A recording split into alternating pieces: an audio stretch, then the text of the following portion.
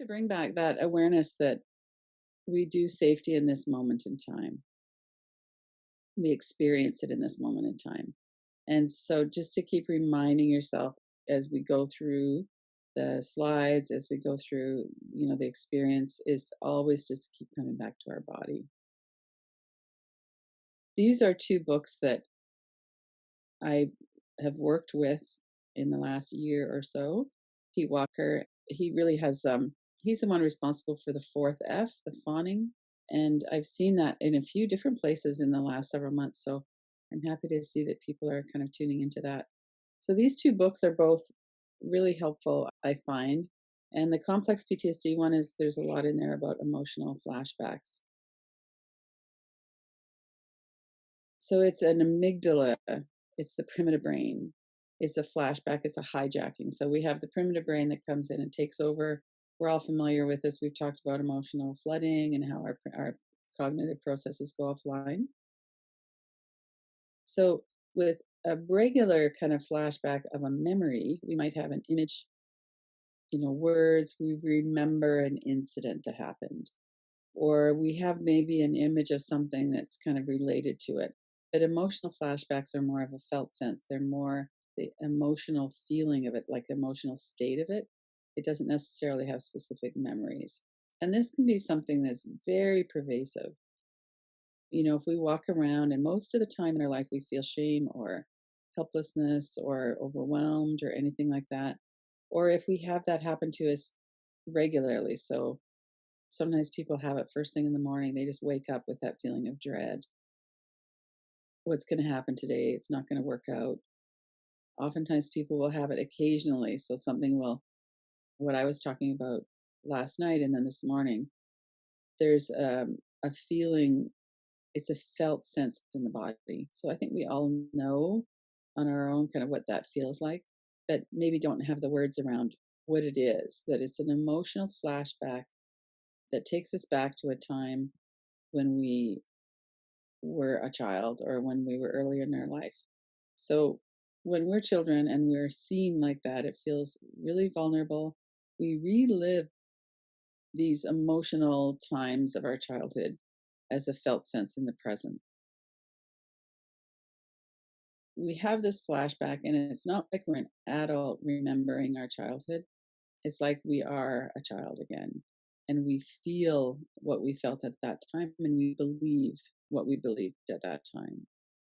So these are things that are happening in the primitive brain, and they kind of just take us off so that we're not really present so much as an adult anymore. So the sooner that we can recognize that and be present with ourselves, just notice the energy in the body, notice if there's shame, oftentimes we'll start to kind of collapse forward.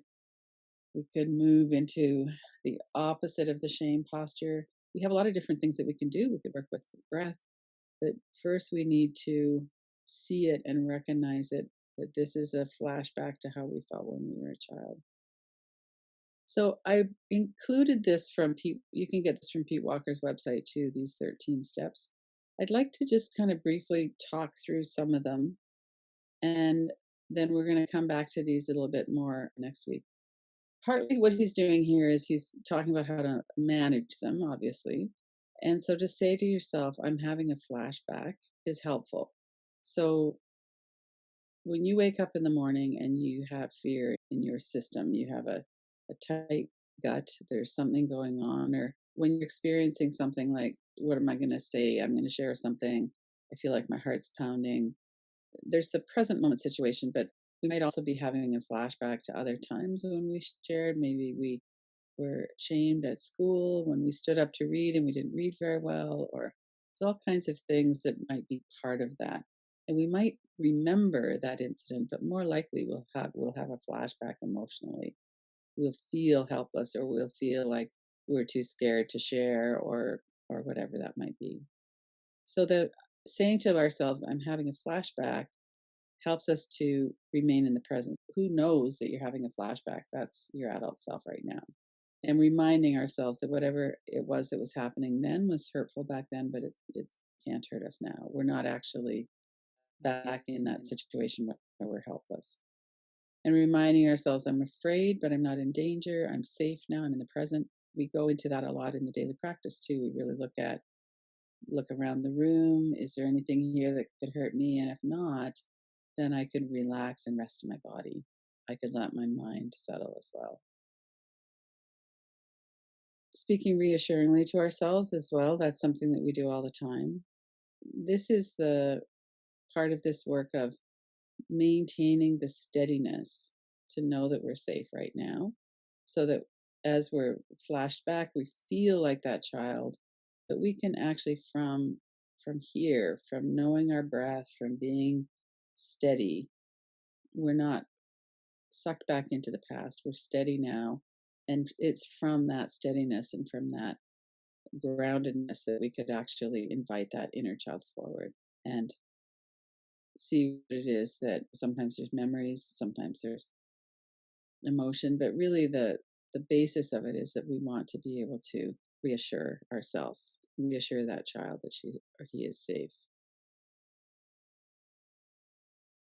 So this destructing eternity thinking, again, the reason that I wanted to go through these and that I wanted to share them is because each one of these points tells us something about how emotional flashbacks work. So when we're a child, we can't imagine a safe future. But as an adult now, we can know that these flashbacks will pass because they always have. And that's something that we can, just keep remembering and reminding that we're in an adult body. So a child can't go out and get a job. A child doesn't have any choice usually in who they live with, but adults do. We have more resources now. So that's also something to know. So we're feeling helpless because we flashed back to that feeling. And then we bring in our adult self and go, actually, that's not the case anymore. Now I could live with somebody who respects me and who's safe to be around. And we could be internally safe with ourselves as well. So the mechanism of how that happens is we tend to get into our head. And a lot of the work that we do is coming back into our body. So we breathe, we slow down, we relax parts of the body. We might do the 4-7-8 breathing or something like that, or something that helps us to kind of break that trance. And then these ones, the last few, I think maybe we'll do a little bit more work on them next week. But to resist that drasticizing and catastrophizing, no to the inner critic, using thought substitution and thought correction. We'll talk about that a little bit and do some practice around that. But really, what we're doing is we're reminding ourselves all the time that the kinds of thoughts that the mind creates are based on the primitive brain's idea about how to keep ourselves safe, and that that's actually not very helpful. And we don't actually have to go along with it. But then there's another piece that we need to bring in too of what is the job of our inner critic? Why is it doing that? It's doing it to keep us safe. And so there's that complexity of that as well that we can bring in. And then allowing ourselves to grieve. We've done some work on that as well, that grieving the losses of childhood trauma. And that's an ongoing practice as well. And then kind of to move out into the world. So this part. Be patient with the slow recovery process. Seems like we were just talking about that. And that we need to just have that patience for ourselves and to figure out what it is that's going on. Like for me, I know when I'm in a certain situation that, I might be triggered around that. I need to be careful of what I'm going to say.